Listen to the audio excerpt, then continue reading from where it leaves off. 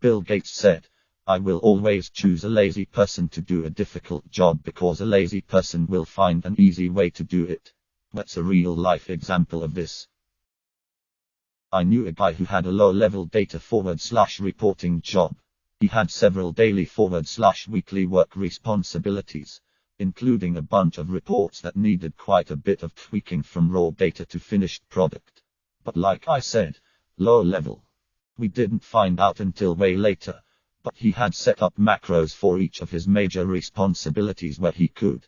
Once set up, he'd just run the macros to do his work, but then he'd, smartly, hold off on delivering the reports until just a little before the deadlines.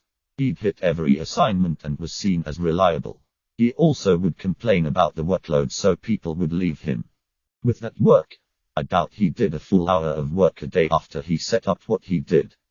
Eventually he left the job for one with better pay. But damn did he work lazy.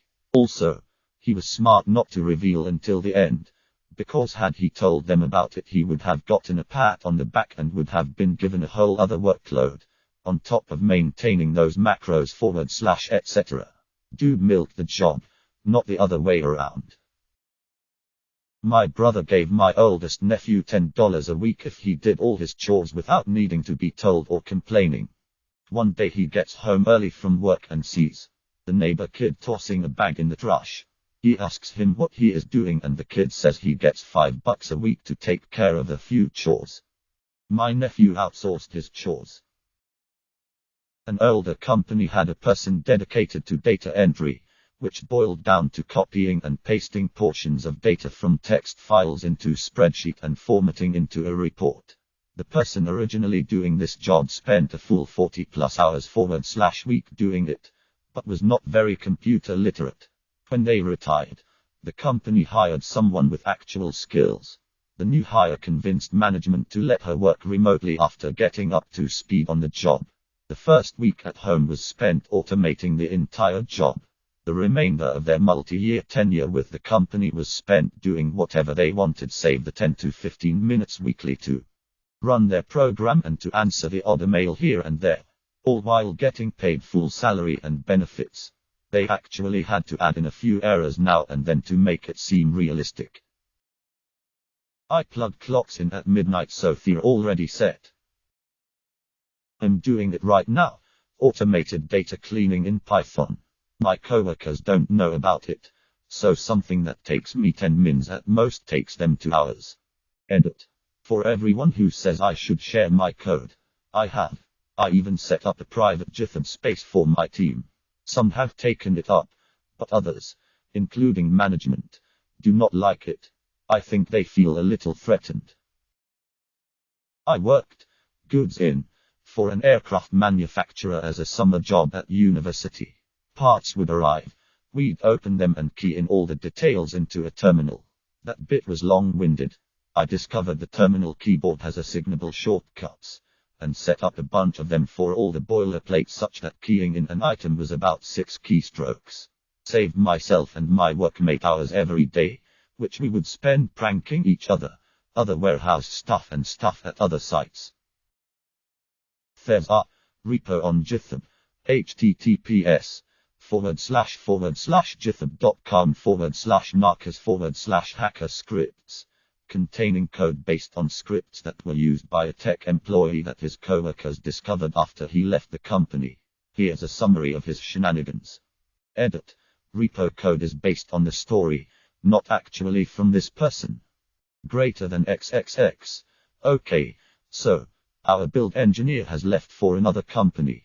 The dude was literally living inside the terminal. You know, that type of a guy who loves Vim, creates diagrams in Dot and writes wiki posts in Markdown. If something minus anything minus requires more than 90 seconds of his time, he writes a script to automate that.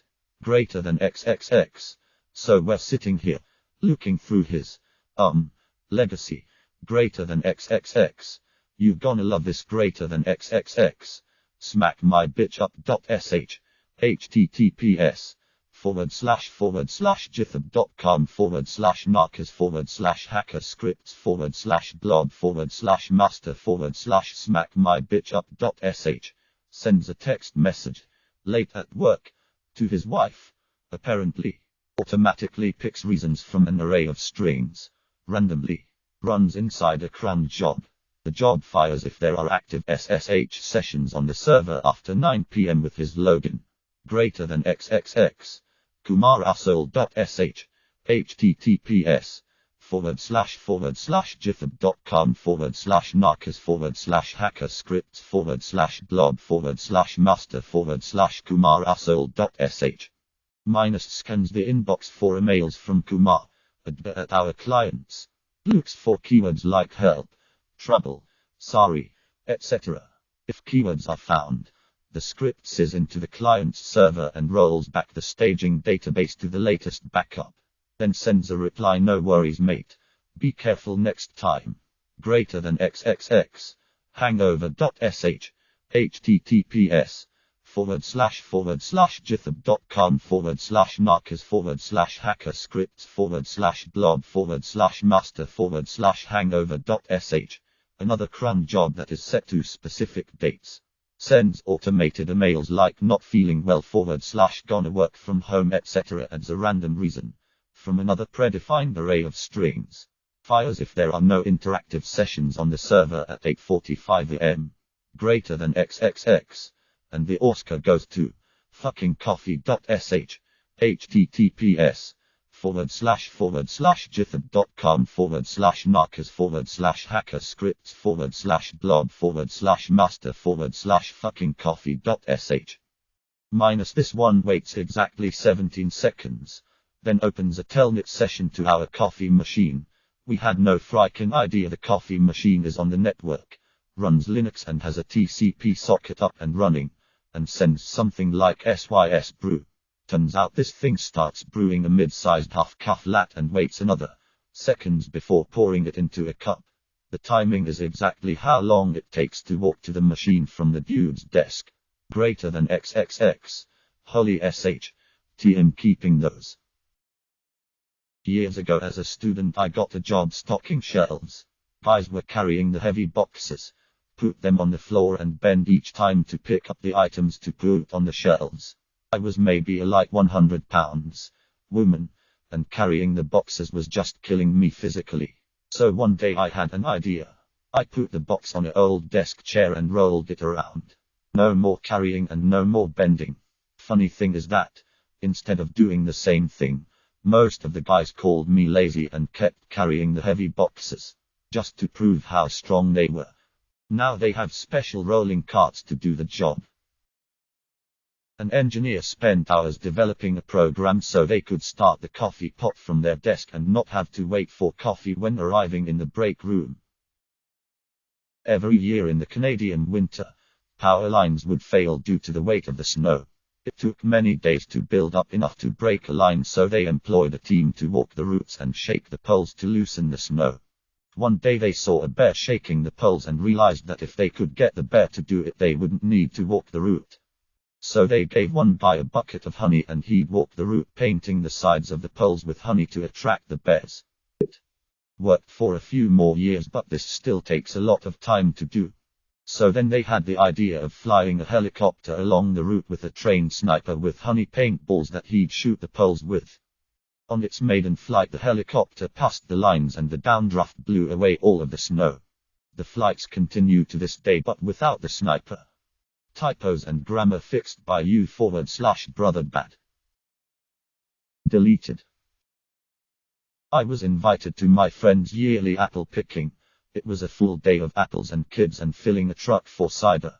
I'm lazy and suggested we make the process more efficient with tarps on the ground. We managed in 2 hours what historically took all day. We didn't even get to the picnic lunch. Essentially, I ruined apple picking. My ex-boss gave me an Excel sheet.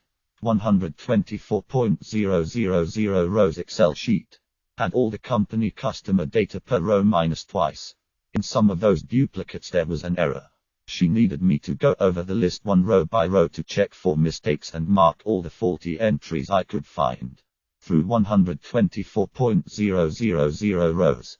She wanted me to do that using the arrow down key and my mouse. I thanked her. I sat down. Invested half an hour into Google. Copy-pasted some parts of this formula, then some parts of that. Finally I had figured out the formula. I double-click the tiny rectangle so that the formula gets applied on all rows. Worked like a charm. I stood up, got myself a coffee, talked to some colleagues. Then I went to my boss. She had anticipated that I would need 3 days for this task. When I was back less than an hour later, she thought I hadn't understood the task or maybe a follow-up question. I will never forget the expression on her face when I told her I was done.